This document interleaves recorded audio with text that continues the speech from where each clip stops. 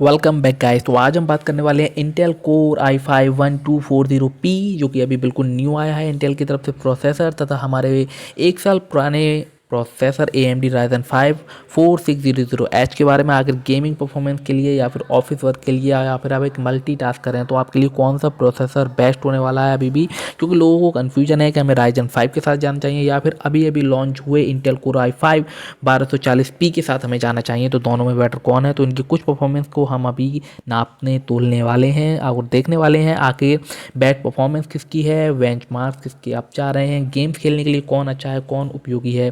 तो चलिए सबसे पहले बात कर लेते हैं हम CPU के बारे में, जो कि है हमारा कोर i5-1240P जो कि जाता है 1.7 गीगाहर्ट्ज़ के साथ और 12 कोर्स के साथ। तथा हमारा दूसरा जो Ryzen 5 है वो हमारा जाता है 3.3 गीगाहर्ट्ज़ के साथ और जो कि है 6 कोर्स के साथ।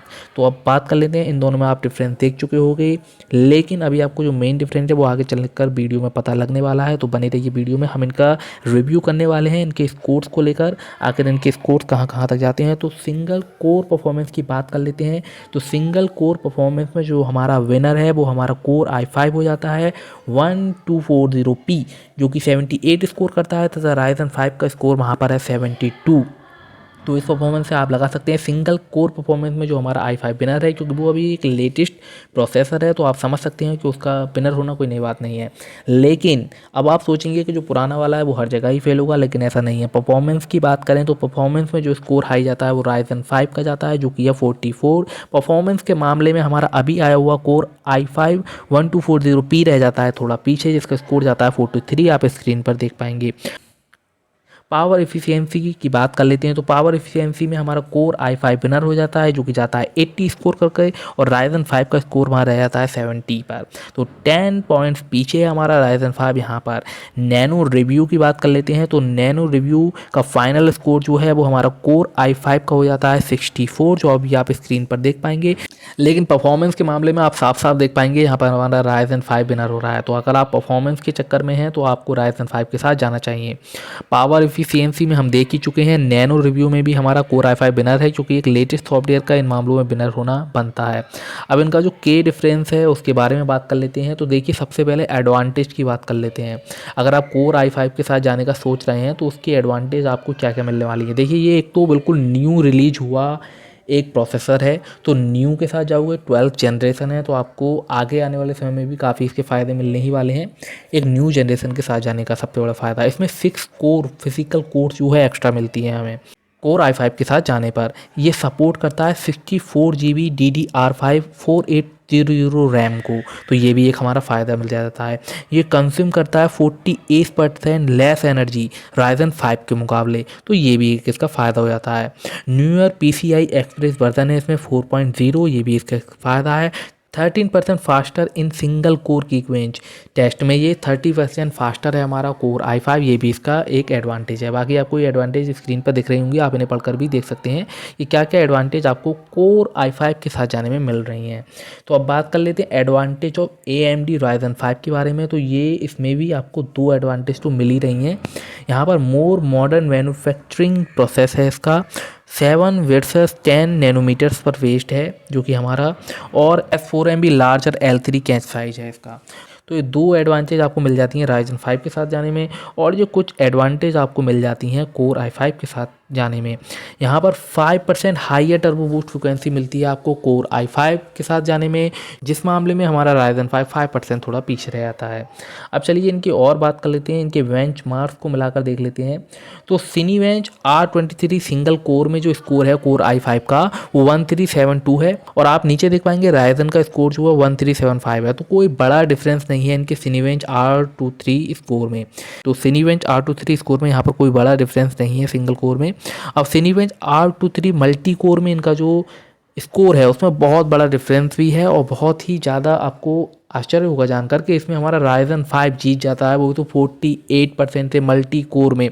यहाँ पर हमारे कोर i5 जो कि अभी लेटेस्ट CPU है होने के बाद भी उसका जो स्कोर है वो 6786 तक ही आता है, जबकि हमारा Ryzen 5 का जो स्कोर है वो 10031 तक चला जाता है, जो कि बहुत ही अच्छी बात है।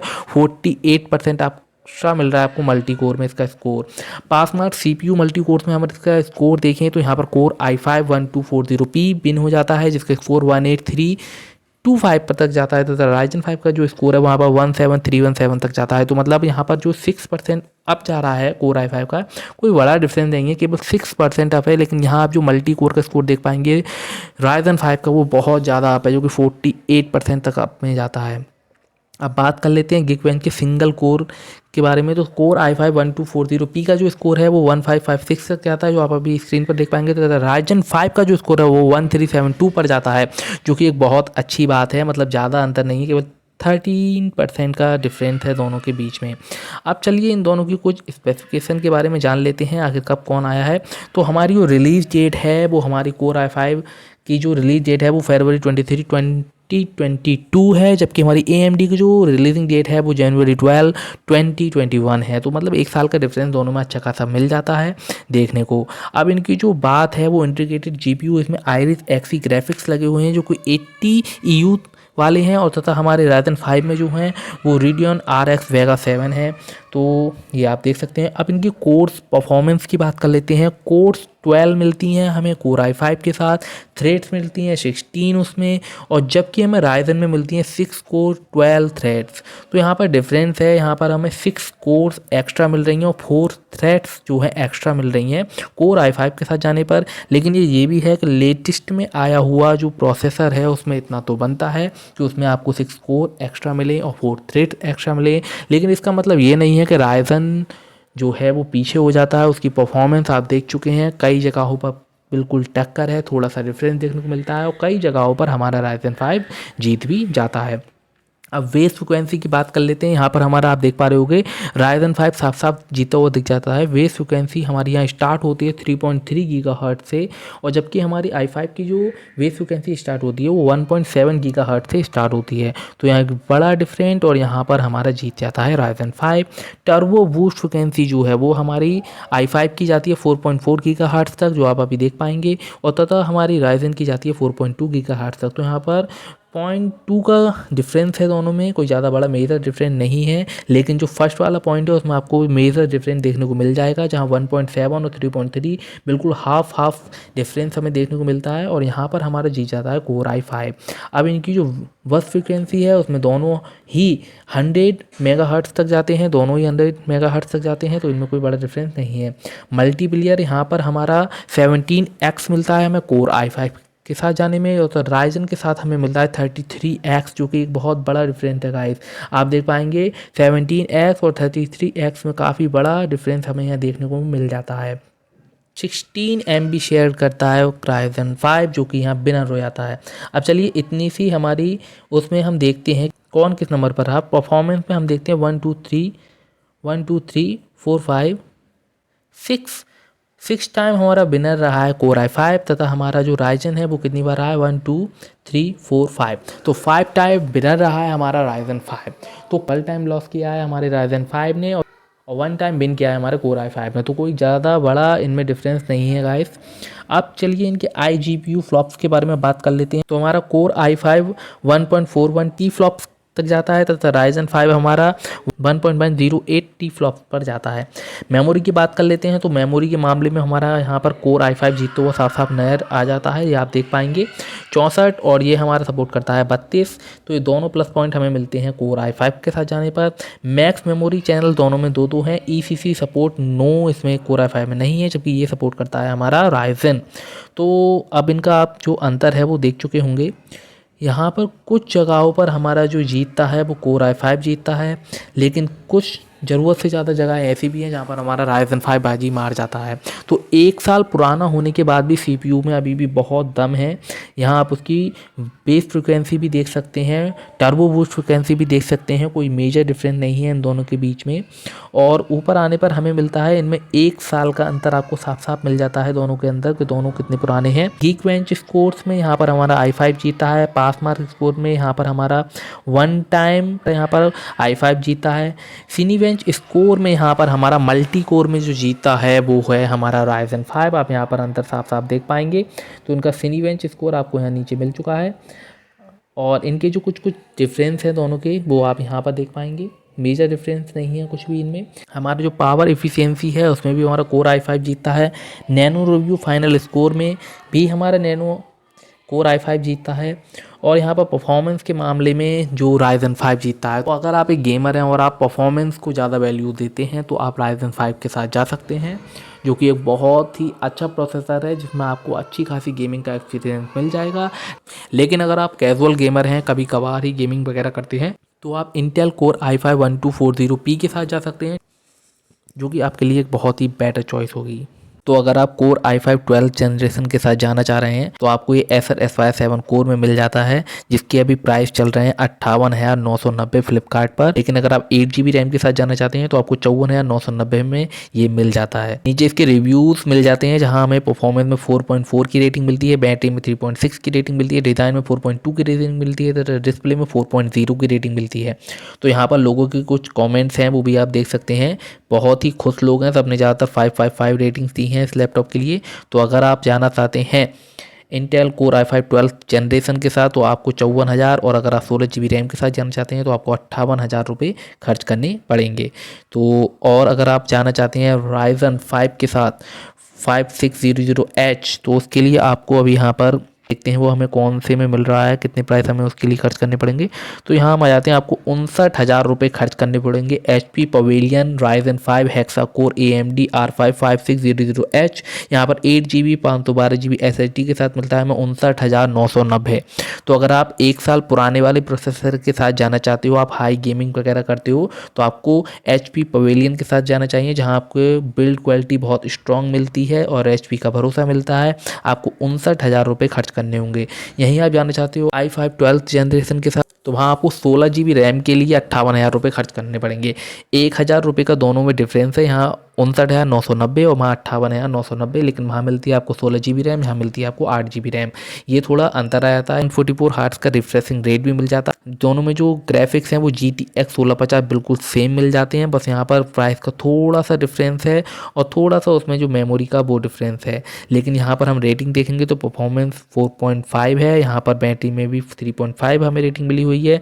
दोनों की बैटरी में जो रेटिंग है वो थोड़ी डाउन है, इनके परफॉर्मेंस, डिज़ाइन और डिस्प्ले को लेकर, यानी हमें दोनों में सेम बैटरी मिलती है। यहाँ जो लोगों के रिव्यूज़ हैं वो भी काफ़ी क्लियर हैं। Design is the best laptop with this price segment, design में 5, परफॉर्मेंस में 5, बैटरी में 3। बैटरी दोनों की आपको इतनी अच्छी नहीं मिलती, क्योंकि दोनों ही डेडिकेटेड GPU वाले लैपटॉप्स हैं, और डेडिकेटेड GPU जब हम डेडिकेटेड GPU के साथ जाते हैं तो उसमें बैटरी परफॉर्मेंस थोड़ी हमें कम मिलती है। यहाँ पर अभी आप कुछ और लैपटॉप्स हैं वो देख पाएंगे। इंटीग्रेटेड में अगर हम जाएँ तो हम HP pavilion core i5 12th generation के साथ जा सकते हैं, जिसका वेट कुल हो जाता है 1.75 kg, जो कि 61,999 में हमें मिलता है। ये एक बहुत ही स्लिम थिन लैपटॉप है HP pavilion core i5 12th generation के साथ। लेकिन यहाँ हमें इंटीग्रेटेड GPU मिलता है, जो कि गेमिंग के लिए हमें इतनी अच्छी इसमें परफॉर्मेंस नहीं मिल जाती। अगर आप गेमर हैं और गेमिंग करते ही हैं तो आपको डेडिकेटेड GPU के साथ ही जाना चाहिए। यहाँ हम रेटिंग भी देख पाएंगे तो परफॉर्मेंस में कुछ 3.8 रेटिंग है, क्योंकि इनकी जो परफॉर्मेंस होती है इंटीग्रेटेड GPU से वो पावर नहीं मिल पाती लैपटॉप को, जो कि डेडिकेटेड GPU से मिलती है। तो अगर आप एक गेमर हैं तो थिन स्लिम लैपटॉप्स की तरफ ना जाएं, वो एक ऑफिस वर्कर्स के लिए परफेक्ट हैं, और गेमर्स के लिए जो हैं हमारे वो डेडिकेटेड GPU वाले हैं। अगर आप प्रोसेसर GTX 1650 को कम से कम प्राइस में अगर लेना चाहते हैं तो यहाँ हमें मिलता है Acer SY7 Ryzen 5 hexa core AMD R5 5500U के साथ, जो कि हमें कुल 45,990 में मिल जाता है, जिसकी हम मेमोरी को 32 GB तक बढ़ा सकते हैं। तो ये बहुत ही अच्छी चीज़ है। ये कम प्राइस में अगर आप एक गेमर हैं और एक लैपटॉप के लिए खोज रहे हैं तो यहाँ आपकी वो खोज थोड़ी ख़त्म हो जाती है। 45,000 रुपये में आपको एक गेमिंग लैपटॉप मिल जाता है, तो आपको कैजुअल से थोड़ी ऊपर वाली गेमिंग का एक्सपीरियंस दे सकता है। और इसका अगर आप नीचे देखेंगे लोगों का रिव्यू जो है वो बहुत अच्छा है। मतलब मान लीजिए 2,573 लोग ऐसे हैं जो इसे 5 रेटिंग दे चुके हैं, कुल 137 पीपल ने इसे कम रेटिंग दी है। परफॉर्मेंस में 4.4, बैटरी में 4.1, डिज़ाइन में 4.0 और डिस्प्ले में 4.1। तो आप देख पाएंगे यहाँ पर कि कैसे हमें यहाँ पर बैटरी भी अच्छी मिल रही है, परफॉर्मेंस भी अच्छी मिल रही है, डिज़ाइन भी अच्छा मिल रहा है, डिस्प्ले भी अच्छी मिल रही है, और वैल्यू फॉर मनी ये हमारी डील है। तो अगर आपका बजट थोड़ा कम है तो आप इस लैपटॉप के साथ जा सकते हैं, जो कि आपको कुल 45,990 में GTX 1650 ग्राफिक प्रोसेसर मिल जाता है। यहाँ पर वो ग्राफिक कार्ड मिल जाता है यहाँ पर, और हमारी मिल जाती है 5500U की पावर। और इसका वेट भी हो जाता है 2.15 ग्राम्स। तो ये एक बहुत अच्छा लैपटॉप है अगर आपका कम बजट है और आप गेम्स वगैरह खेलते हैं तो चलिए और बात कर लेते हैं। यहाँ पर और भी आपको काफ़ी सारे लैपटॉप दिख जाएंगे। ये सारे वो लैपटॉप्स हैं जो आपके बजट में आते हैं और आपको बहुत अच्छी क्वालिटी और गेमिंग परफॉर्मेंस देते हैं। अगर आप Acer Nitro 5 Ryzen 5 hexa core AMD R5 5600H के साथ जाना चाहते हैं तो यहाँ पर आपको 57,990 रुपये खर्च करने होंगे। यहाँ भी आपको मिलता है 1650 और ये बहुत ही अच्छा प्रोसेसर है। यहाँ 5600H मिलता है आपको और ग्राफिक कार्ड्स भी यहाँ आपको बहुत अच्छा मिल जाता है। इसमें आपको 144 हर्ट्ज़ की रिफ्रेशिंग रेट मिलता है। आप देख पाओगे यहाँ 16 हर्ट्ज़ नहीं है, यहाँ पर 144 हर्ट्ज़ की रिफ्रेशिंग रेट मिलता है जो कि बहुत अच्छा है।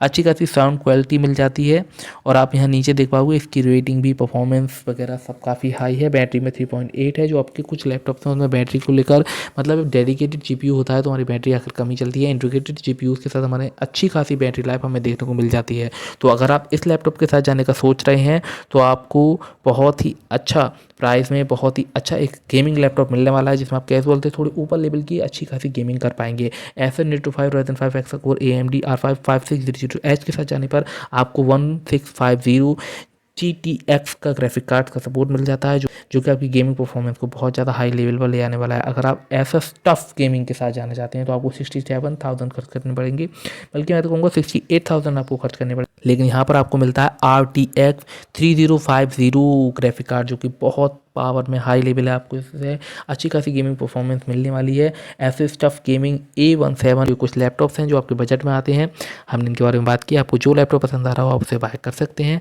आप गेमिंग के लिए एक डेडिकेटेड GPU वाला लैपटॉप लीजिए और आप अगर मल्टीटास्कर और केवल वीडियो शॉपिंग वगैरह और छोटे मोटे हल्के टास्क करते हैं तो आप इंटीग्रेटेड थिन लाइट लैपटॉप्स की तरफ भी एक नज़र डाल सकते हैं। धन्यवाद।